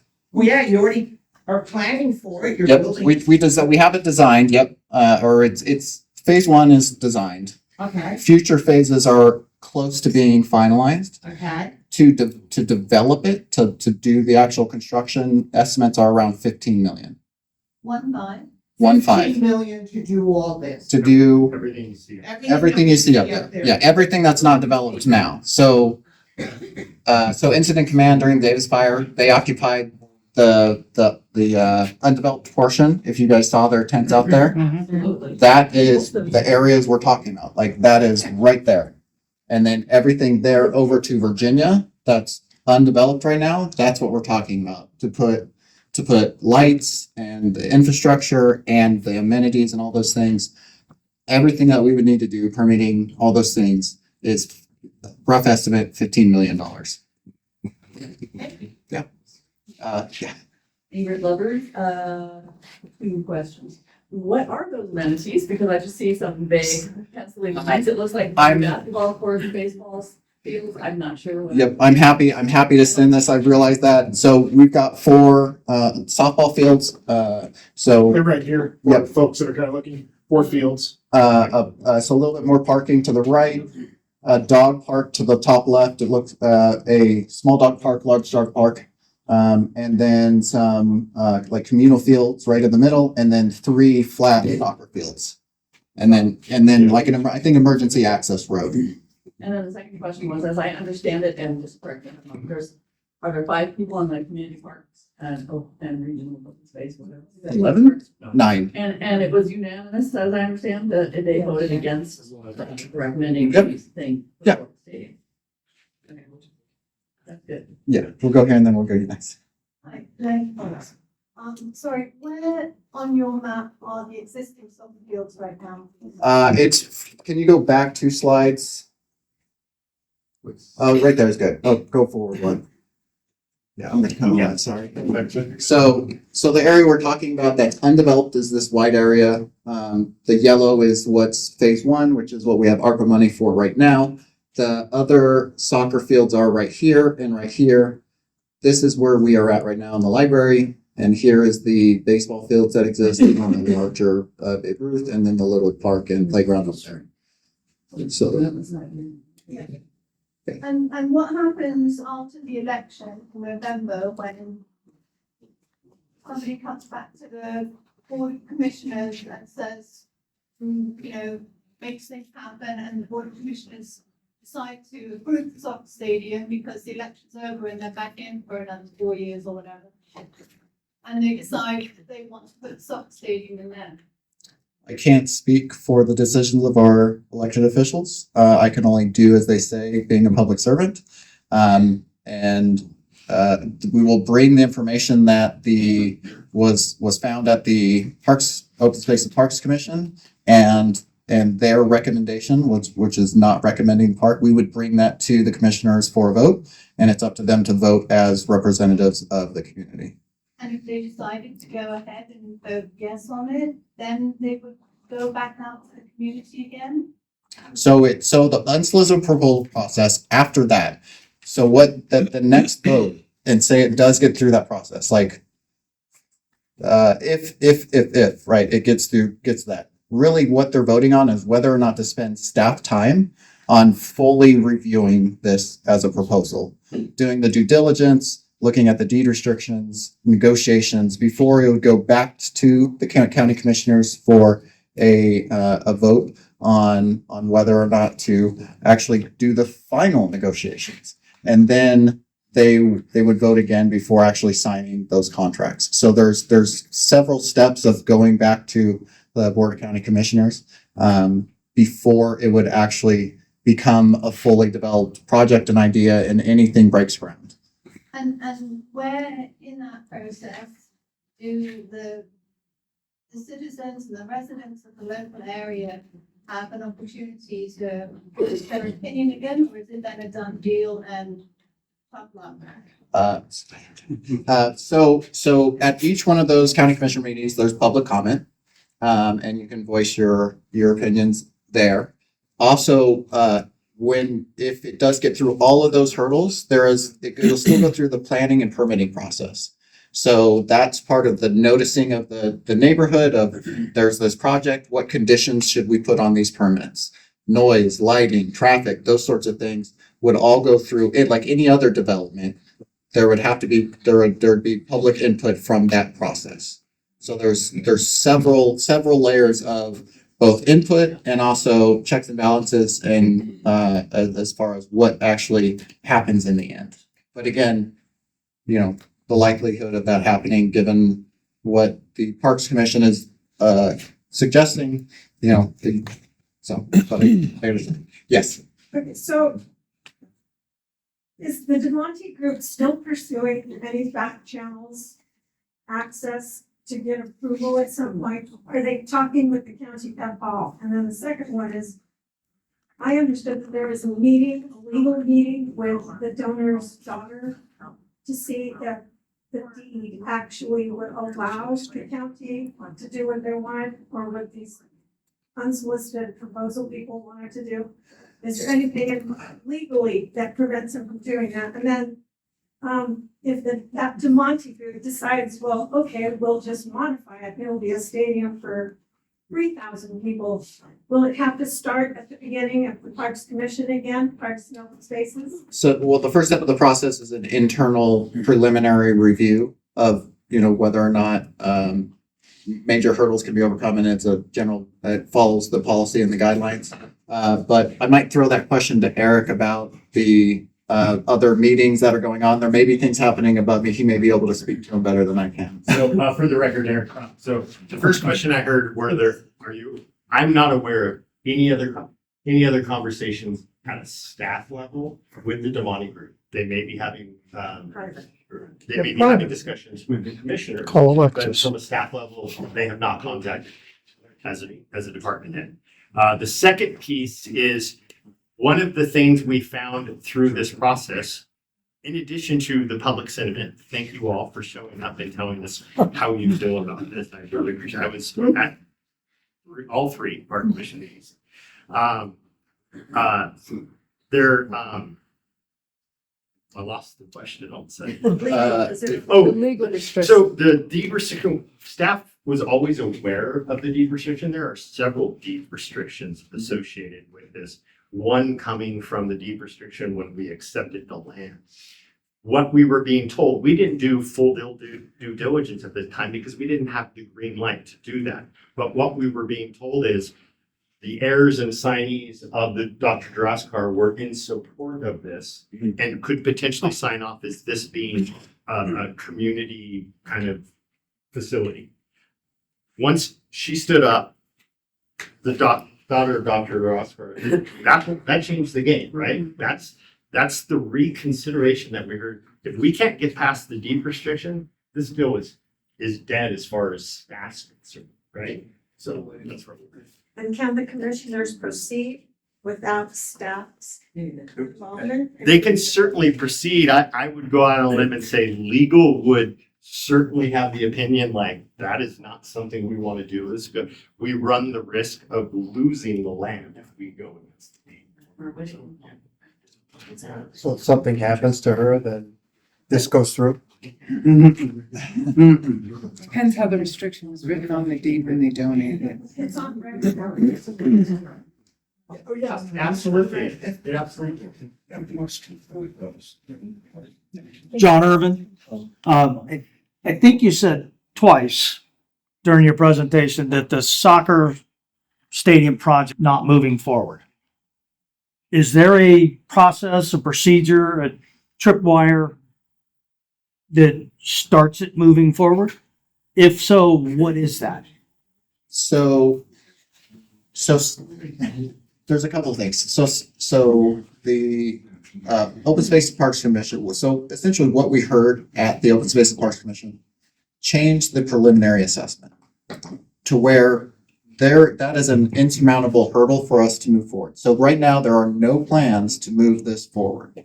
But again, it's the Board of County Commissioners vote or their decision on whether to hear that on. They could ask us to, but again, there's so many hurdles that it doesn't seem like a feasible project. Eric, bail me.